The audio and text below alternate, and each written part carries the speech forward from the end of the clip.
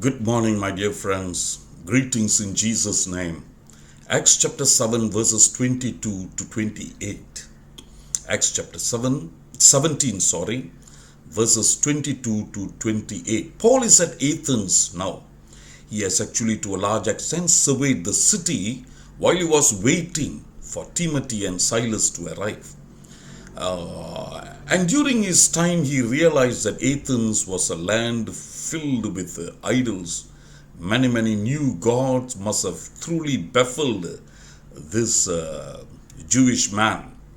And now we are at the stage where he has been already invited to the Areopagus or Mars Hill to give an explanation of his philosophy, at least according to them, about this new God. And so Paul speaks. Paul is at Areopagus and he says, and he opens by saying, I see that you are a very religious people. So many idols, so many services, so many offerings and so many sacrifices, so many gods. You are a very religious people. And there I saw also that you are worshipping a God known as the unknown God. Verses 22 to 23. And Paul goes on to say that I'm going to explain to you who this unknown God is, the God that you do not know, the God who created the whole world. And I'm going to explain him to him, and that's what Paul does in the rest of the passage. Now, Paul goes on to say in verse 24, he is the creator of everything, and therefore he cannot live in temples, or idols cannot contain him. Nothing can represent him. Obviously, right? It is actually an implication. If God created this world, if this whole world came about because of him, how can this world contain him? So he is trying to tell the Athenians how they have gone wrong. Secondly, he also says, how can we serve him? Because observing the idols, he must have seen lots of sacrifices, lots of things done in service to the idols. So Paul's second argument, apologetic, is how can we serve him? What can we give him anyway? Because everything came from him. It is a gift of him. The Lord is the source of everything. Everything that you see in this world, God is the source. It is like, hey, the best we can see is we give back to him what he has actually given. So on our own, we cannot give him anything. That's what Paul's second argument is. In fact, he goes on to say that we are the ones who depend on him. Verse 25. Now verse 26, he goes on to mention the third thing. God actually controls everything. He has placed you at this time, at this point of time, in this land. Why are you here? Why were you born in Athens, and why was I born in Palestine? It was because God determined it so. The Lord is in total control, and he is near to everyone.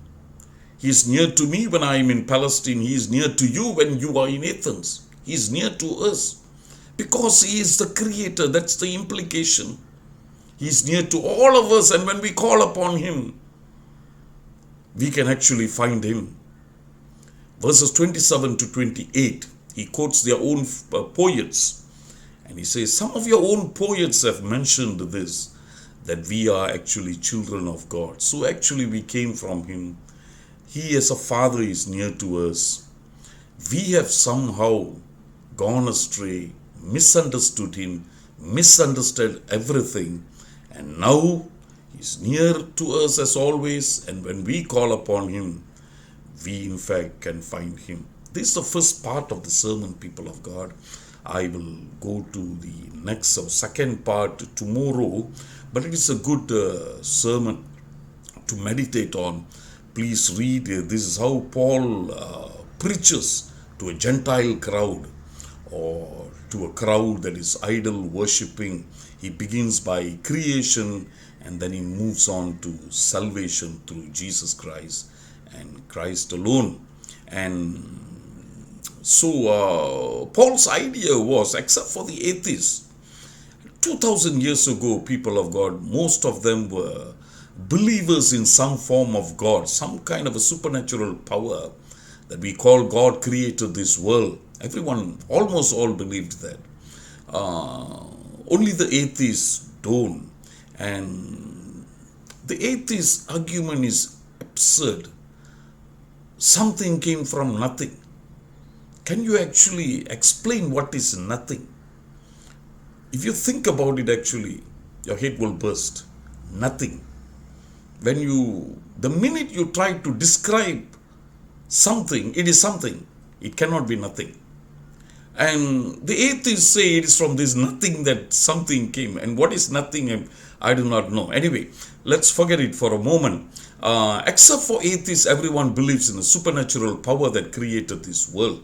The design of the world, the things of the world, the way things happens in this world. Everything attribute to the fact that there is a God or there is a supernatural power whom we call as God. And that's why Paul begins. He says, hey, there's a creator. And you cannot build a temple or an idol and say God is squatting there. It is impossible. If he created the whole world, look at the whole world. How can he live in a tiny temple that you and I build? That's why he begins. And then he goes on to say that I see a lot of sacrifices that you have made towards your gods. But the question is, if everything comes from God, how can it be a sacrifice? It is simply returning to him what he in fact has given. And these are obvious implications that Paul is trying to make. And through simple wisdom, he is trying to make them understand that there is a God who is beyond us. And so he says God does not need anything from us. He is beyond us. He is powerful. And then he goes on to say that he is the one who plans out this world and sustains this world. Who put you in Athens? Who put me in Palestine? God. God has put us in this particular time, in these particular places.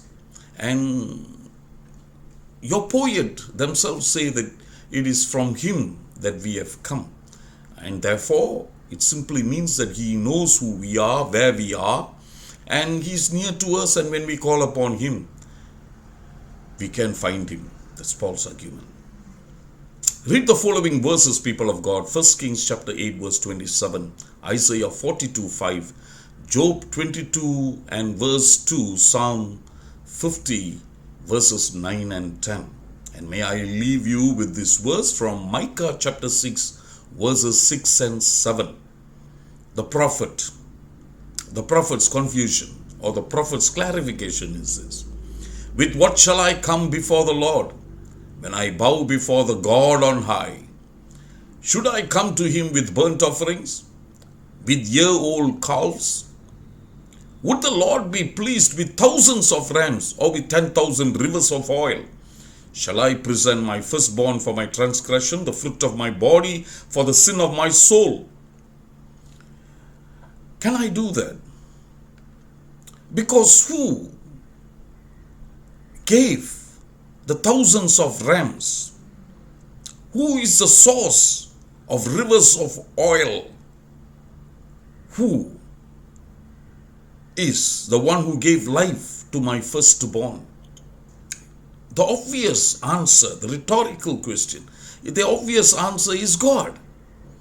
And how can I be a sacrifice and a service unto him when I return to him what is actually lawfully, legally his? Amazing. Micah is in fact clarifying or amplifying what Paul has preached, what Paul preached at Mars Hill. So people of God, may the Lord bless you. Think about this. Read the verses that I've given to you. Meditate on it. Always understand the Creator is beyond us. The Creator is a majestic Creator. Too great for man to be of any good to him. But we will see how the Creator comes and saves man tomorrow. God bless you.